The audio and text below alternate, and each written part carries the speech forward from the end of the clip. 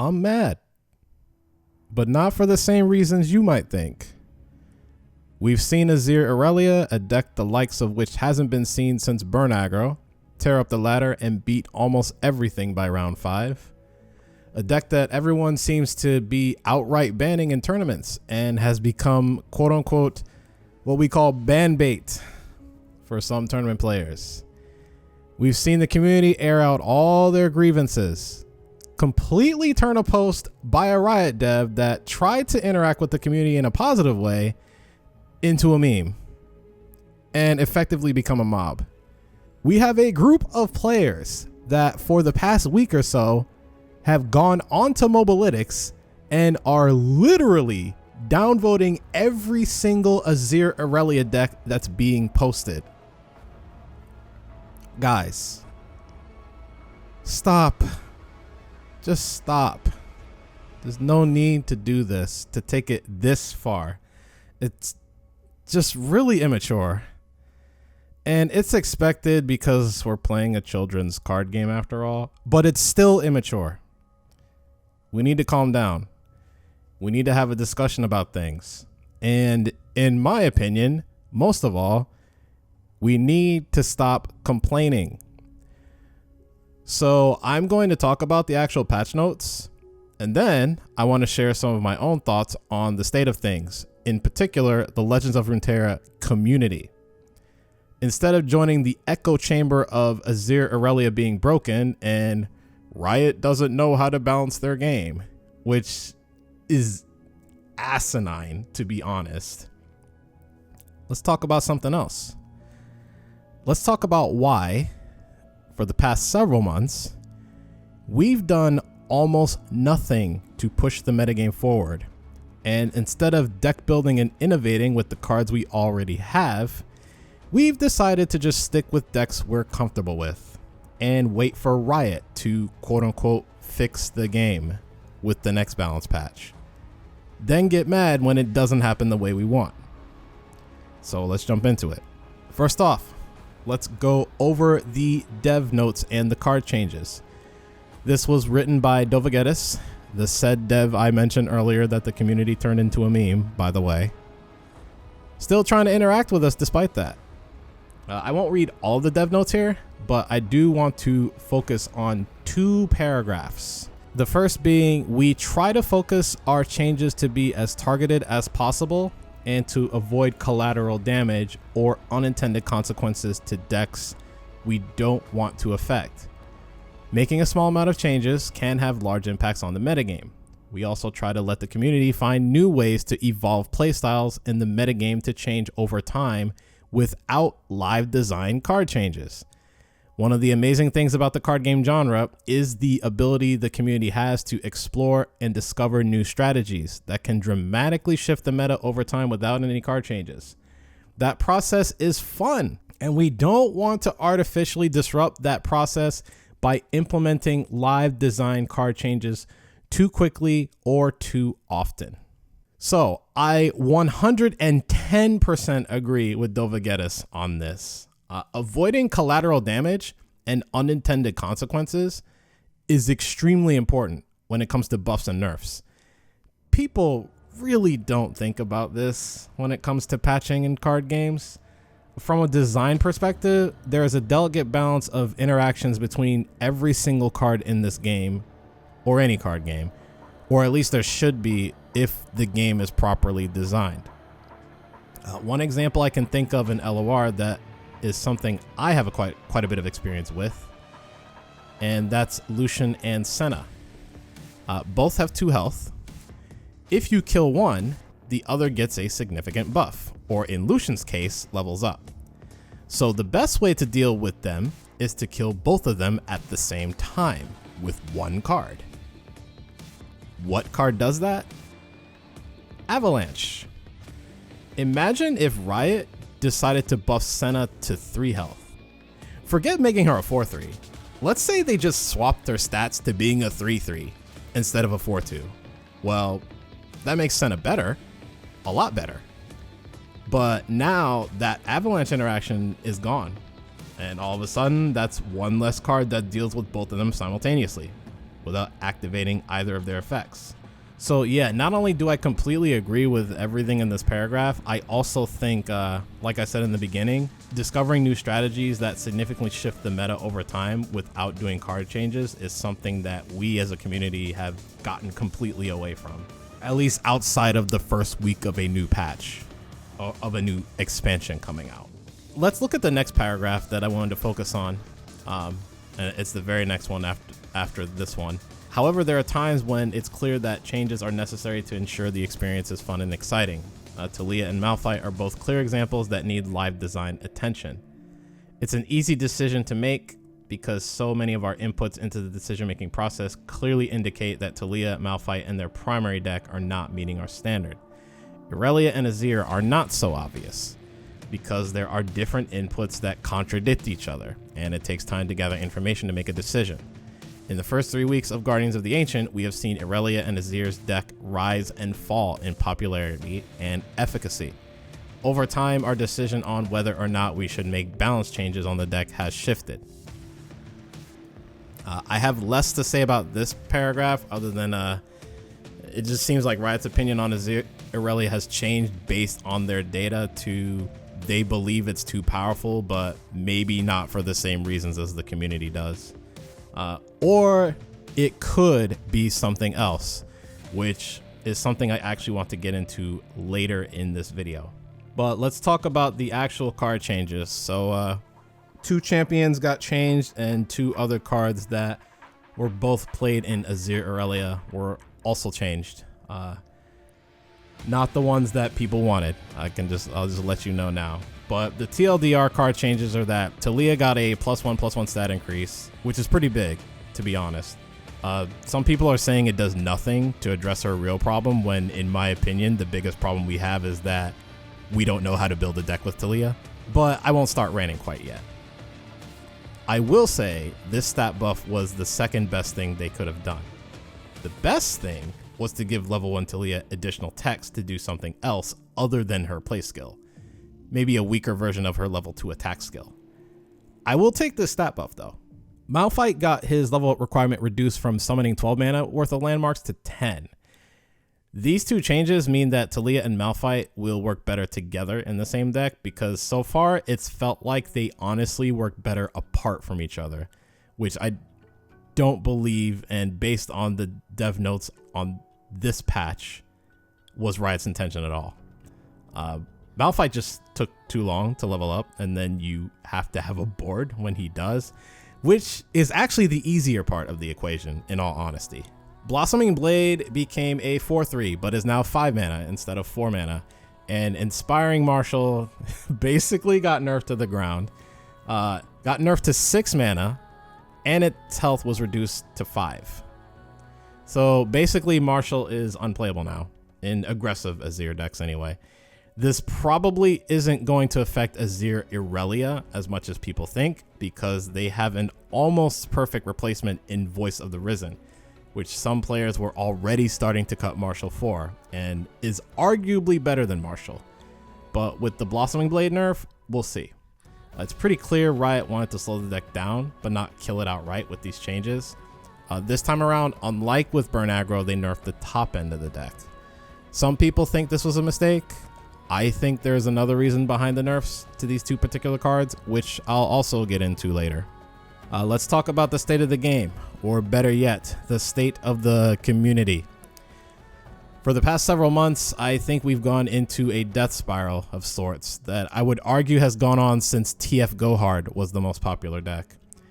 We're going through this cycle of new cards coming out, us finding what we perceive are the strongest interactions and card combinations in the game, but may not necessarily be the strongest all the time, building the best decks possible out of those the first week of a new expansion, putting them on a meta tier list, and then we sit and don't do anything else.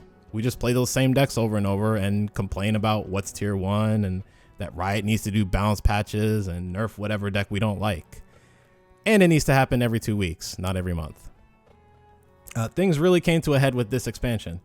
But to me, it wasn't the lack of balance patches, but a lack of innovation in deck building, or at least a continued effort to do so. I think we all care way too much about LP, especially in Masters. And it only gets worse the higher you climb up in Masters. Guys, LP is an arbitrary number that doesn't even define your inherent skill as a player at the end of the day. It really just shows how much time you have on your hands. I know a lot of people don't like to hear that, but it's true. Now, to be fair, I will say the introduction of seasonal tournaments have something to do with this. It is a factor because everyone wants to qualify for the seasonal through rank ladder. But I don't think that's a good enough excuse to just stop innovating after the first meta tier list gets dropped. By the way, for the people mad about Riot doing fewer balance changes, monthly balance patches for a card game is still pretty damn good. Really good, I would say. If you look at other card games in the market anyway. This notion of Riot needing to do a minor balance patch of a few cards followed by a major patch with like 15 to 20 card changes every 2 weeks, it's actually just crazy to me. The meta doesn't even have time to breathe in that environment if there is some type of change every 2 weeks. I think we've gotten spoiled. And I think we've gotten lazy to an extent, at least when it comes to deck building. But let's talk about deck building, because I know some of the brewers right now might be mad at me. But Mully, I've been building decks every week, especially the content creators that are putting out content consistently with different decks. So let's talk about that. There is a specific aspect of it we've gotten lax on, in my opinion. So I am not talking about deck building in general. Content creators are brewing up decks, but there are multiple approaches to deck building, and there is one that doesn't get talked about enough, and that's what's called deck building to solve a problem, or what you could also call deck building to beat the meta. This isn't what I see the brewers in the community doing. Pretty much everyone is basically doing build around decks, where you literally build a deck around a specific champion or card, not to beat the metagame. This is the most common way to build decks. Admittedly, deck building to solve a problem or beat the meta is probably the most difficult way to build a deck, because now you're not building around your favorite champion anymore. Now you need to consider other factors, and those factors are identifying the meta, whether that's through tier lists, playing on ladder, or otherwise, pinpointing the weaknesses that those meta decks have, starting with the tier 1 decks, and then building a deck that takes advantage of those weaknesses. You don't care about what your favorite champion is with this approach. You care about what champions beat the other popular champions when the deck is built properly. Pinpointing the weaknesses of the top decks is one of the hardest skills to learn, and it's not just about finding other decks from a past meta to counter the current ones, although that is a factor. It's really about drilling down deeper to what card mechanics, keywords, and strategies are good against those top decks on a fundamental level. What strategies are the top decks not so good at doing or defending against? I mentioned this on Twitter, but for the past week or so, I've noticed a few players starting to do exactly what I've talked about, building new decks or revisiting existing previous decks to solve the problem, that being beating the current Azir Irelia meta we're in. And they're not just beating Azir Irelia, they're going toe-to-toe with the other existing decks like Thresh Nasus, and I would say even TLC to some degree. But these aren't your Fiora or Scargrounds decks that hard counter Azir Irelia, but can't win against anything else. Otherwise, they wouldn't be doing well with them. Someone recently hit Masters using Noxus Harrowing with Darius, aka Darrowing, as well as a Lux Dragons deck that both beat Azir Irelia. Rico Rex, the Overwhelm Extraordinaire, recently updated the old school Avarosan Outriders Overwhelm deck with a Noxus Splash, and people are doing well with that on ladder. Cosmic has been screaming to high heavens and back for weeks now about how good Fiora Shen is again, and I find it very hard to believe that a deck with Fiora, River Shaper, and Screeching Dragon would have a terrible matchup to Azir Irelia. Strike effects are really good right now, by the way. And not to toot my own horn, but I also did the same thing during the Go Hard meta. It was more of an accident, admittedly, because I was building a deck around Lucian, one of my favorite champions, and the deck turned into something that beat Go Hard 80% of the time, in fact. Not only that, but it had close to a 70% win rate overall, up to and including the Masters Ladder. Some of you already know, but the deck I'm talking about is Lucian, Kalista, Harrowing. So while people were complaining about Go Hard back then and how unbeatable it was, I was just chilling on ladder, dunking on it. Granted, this was towards the end of that season. The seasonal tournaments had just started, I believe. And while I was definitely not the only one that ever attempted to make Lucian Shadow Isles with any other champion a thing throughout this game's history, I think I can say I had one of, if not the most successful attempts at it. It seems to me that we're not putting nearly enough effort to find the decks that shift the meta in a big way beyond the first week of a new set. And instead, I can't help but think there's this attitude of, we found all the decks already. And I dare say some are acting like they know better than Riot does, which is a pretty bold claim. These aren't a bunch of devs that don't test their proposed changes. Imagine thinking you know better than the LOR team at Riot when we have a dev that has literally hit rank 1 on the NA ladder several times. And not only that, but literally gave us the Zoe Vi deck that we have now.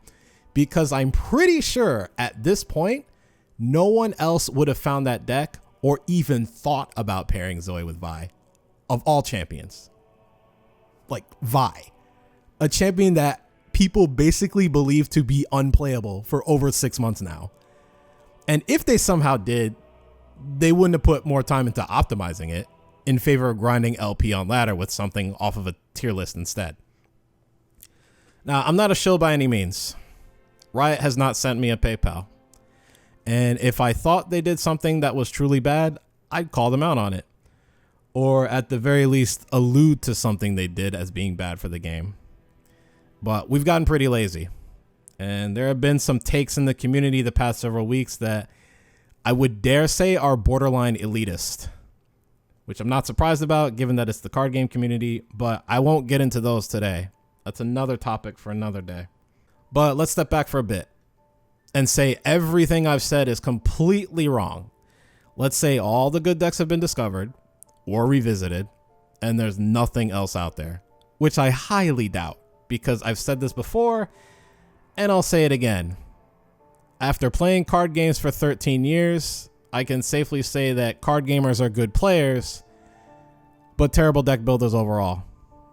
But let's go with it anyway. Let's say Azir Irelia actually is just that overpowered, and that it beats every single deck in the game except for 2. Fiora Combo and Scargrounds, and those 2 decks are bad against the rest of the meta. There has to be some sort of incentive for Riot to keep Azir Irelia as a deck intact with only what seems to be small nerfs to slow it down a little. Because as the actual game designers, if Riot truly believed the deck was bad for the game as a whole, so not just metagame health, which is important, but other things like player base growth. If they truly believe it was bad for the game as a whole, they would do something about it. So let's rewind back to about a month ago when Guardians of the Ancient first released and Irelia was brand new. There was a noticeable uptick in the player base. I personally saw a few people that quit the game last year actually come back to it. Other content creators like Swim also stated that at the very least, they had good reason to believe the game picked up some new and returning players, particularly players that tried the game back during Rising Tides, but then quit soon after. Riot might want to keep this deck intact to not throw those new and returning players for a loop with huge nerfs to it. It's popular and it's fast, which means win or lose, the games are quick. And unfortunately for the vocal minority, which are the card game enthusiasts, you and me, that's what the masses and the more casual players want. If you also notice, Not only did this patch have some of the fewest nerfs ever, it also had some of the simplest nerfs. All we got were stat changes and changes to mana cost. No actual text on any card was changed, except for Malphite, which that was literally just a number change. That's it. So this patch absolutely appealed to new players, not the longtime LOR players or general card game veterans. So it feels like the burn aggro situation all over again. Another deck a lot of the dedicated card game players complained about. Back then, they nerfed Legion Rearguard to a 3-1, and Boom Crew Rookie from a 1-4 to a 1-3, and the deck died off. For all we know, those nerfs could have also caused a lot of new players to quit the game, and might be the reason why they nerfed the top end of Azir Irelia this time around, instead of the one-drops like Sparring Student. I do still think we haven't found all the good decks in this game, though, and that includes decks we haven't revisited because people tried them for 10 games a few months ago, and they deemed them unplayable, and never went back to them. Regardless, we, the card game community, the ones that have been invested in LOR since the beginning, need to do some reflection. We need to realize what we want for the game isn't necessarily good for the game overall. Because, again, I've been seeing a lot of takes on Twitter from certain players on what changes they would make to the game, like certain ladder changes in regards to seasonal tournaments, or making changes to cards that only have the goal of completely killing a deck and not thinking about the collateral damage that would cause to other decks in the game, which Dovagetis, who by the way is on the Live Balance team, addressed in the patch notes. But no one seems to care. As long as the deck they hate dies, losing multiple other decks in the process is a necessary sacrifice. I don't know about you guys, but coming from another card game where that literally happened after certain patches, I don't agree with that approach at all, because in the long run, that also stifles deck building and creativity. Now, I know some of you might be thinking, Mully, what's the TLDR of all this? You've been ranting and rambling this whole video. Give me the TLDR. Or maybe it's the TLDW, the too long didn't watch. That's probably better. Anyway, I have the perfect one for you. It's absolutely perfect. So, the too long didn't watch of this entire video is get good. There's an old saying in the card game community, all the way back when I was a wee lad going into my local game store to play whatever card game, whether it was Magic or otherwise. And the old saying is that Magic players will never leave their wife, no matter how much wrong she does. They may walk out and they separate for a while, but Magic players will never leave their wife.